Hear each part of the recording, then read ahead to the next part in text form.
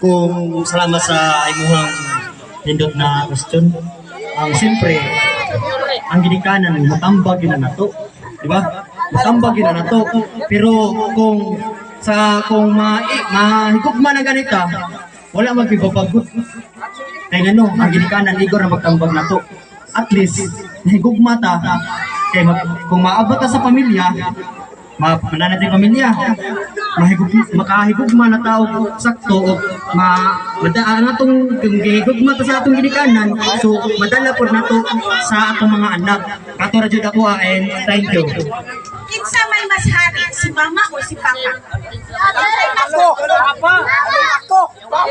Pero sa among pamilya lang yun, ako rin sa akong pamilya, kaya masunod si mama yun. Kaya di mo ko siya, masukong ko siya kung wala limit.